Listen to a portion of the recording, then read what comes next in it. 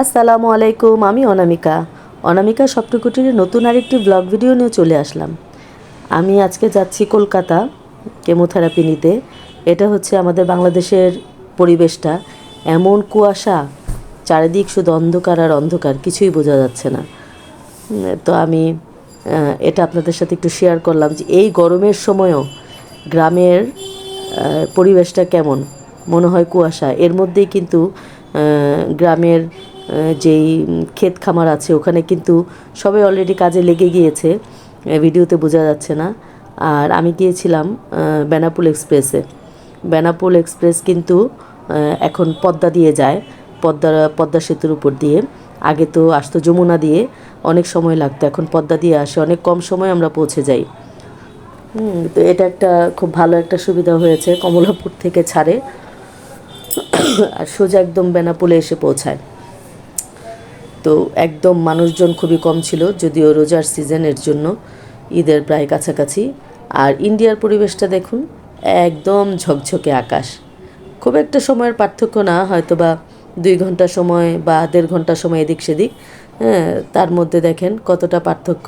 India একদম clean আকাশ, পরিষ্কার ঝকঝকে।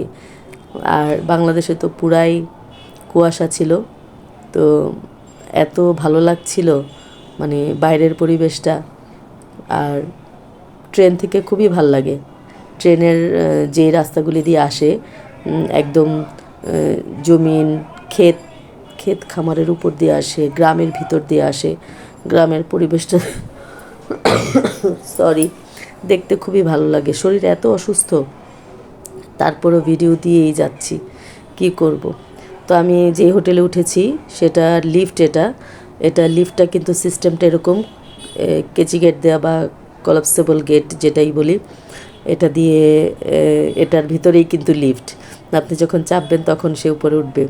আর এই হোটেলটি কিন্তু পুরোটাই মানে ক্যামেরার আন্ডারেই আছে, ওরা সব সময় এটা দেখে। আর এটা একটা মুসলিম হোটেল, আপনাদের থাকার জন্য কোনো টেনশনের কিছু নাই। এখানে 1 বেড, 2 বেড, 3 বেড, 4 বেড, সব বেডের রুমই কিন্তু অ্যাভেলেবেল আছে। এটা আসলে এটা হলো গিয়ে 2 বেডের একটা রুম। হ্যাঁ, এই রুমটা মোটামুটি একটু ছোট। এটা হলো 306 নাম্বার রুম। কাপলের জন্য ঠিক আছে, কারণ আমরা তো ইন্ডিয়া, একদম 5 স্টার হোটেলে থাকার কিছু নেই যে এখানে এসে 5 স্টার হোটেলে থেকে টাকা খরচ করব। কাজের জন্য আসি, কাজ করে আবার চলে যাই, যার কারণে আমার কাছে মনে হয় এখানে দেখানোর কিছু নাই। আর থাকার মতো মোটামুটি একটা ভালো মানের হোটেলই এটা, যদিও ওরা মনে হয় খুব রিসেন্ট এটার কাজ ধরবে, একটু আগের মতো সৌন্দর্যটা নাই। তো কাজ ধরবে যখন, হয়তো তখন এটা একটু বন্ধ থাকবে। আর আপনারা এখানে এসি, গিজার সব কিছুই পেয়ে যাবেন। আর তো টাওয়াল তো ওরা দেয়ই, সাবান শ্যাম্পুও দেয় এটা তো বলার কিছু নাই, এটা আপনারা পেয়ে যাবেন।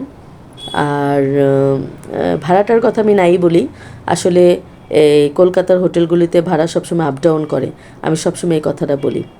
আর আমরা হোটেলের রুমে বসে আজকের ইফতার চলছিল, ইফতার করছিলাম।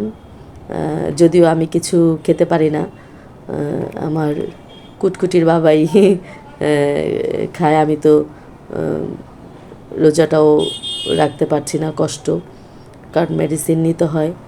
আর কেমোর জন্য শরীর অনেকেই অসুস্থ থাকে।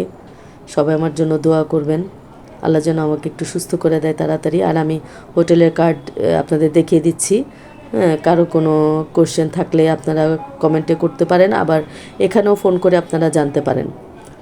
সবাই আমার চ্যানেলটিকে যারা সাবস্ক্রাইব করেননি সাবস্ক্রাইব করে দিবেন, লাইক কমেন্ট শেয়ার করবেন, অবশ্যই আমার সাথে থাকবেন, আমার জন্য দোয়া করবেন, আমিও আপনাদের জন্য দোয়া করি।